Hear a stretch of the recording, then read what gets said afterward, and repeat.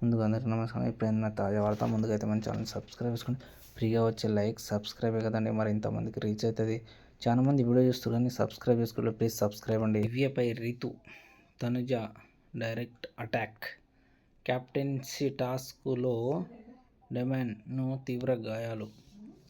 Big boss season 9 త్వరలోనే end card పడుతుంది. ప్రస్తుతం చివరి కెప్టెన్సీ వార్ జరుగుతుంది. హౌస్లో నామినేషన్ రేంజ్లో కెప్టెన్సీ కోసం ఫైట్ జరిగిన తాజాగా ఎపిసోడ్లో బిగ్ బాస్ హౌస్లో చివరి కెప్టెన్స్ సంగ్రామంలో ఇప్పటి వరకు నేను పంపించిన మైదాలతో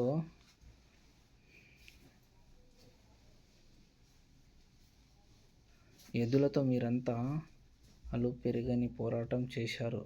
ఈ పోరాటంలో ఛాంపియన్ కూడా తమ ముందు మోకాలిసేలా చేసి విజయం పతాకాన్ని ఎగురవేశారు. కెప్టెన్సీ రేసులోని సభ్యులు ఎవరైతే ఆ డ్యాగర్ను ముందు తీసుకుంటారో వాళ్ళు తమ కెప్టెన్గా ఎవరిని చూడాలి అనుకుంటున్నారో వాళ్ళకి ఇవ్వాలి.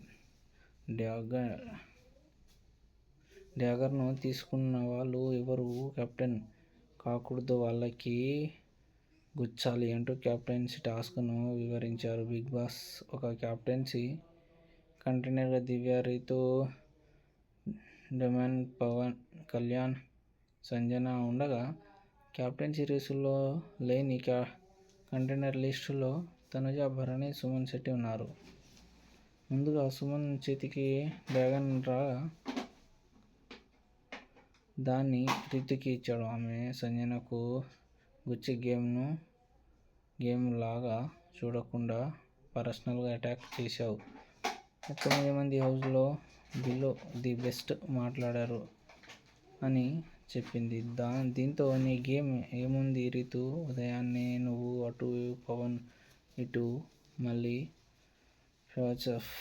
ప్యాకప్ అవుతారు అని ఇచ్చిపడేసింది సంజన. రితు పర్సనల్గా ఒకరిని అటాక్ చేసి క్యారెక్టర్ అసెసినేట్ చేసే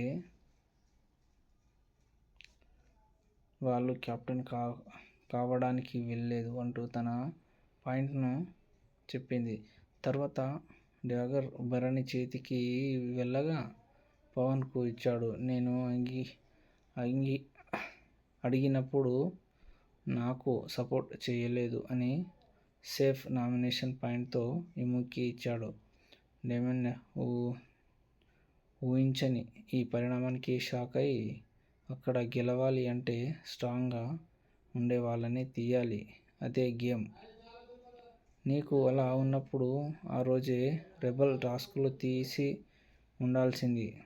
ఇంకోసారి అన్నా నువ్వు ఏడిస్తే నాకు ఏడుపు వస్తుంది అని చెప్పొద్దు అంటూ ఫైర్ అయ్యాడు ఇమ్ము.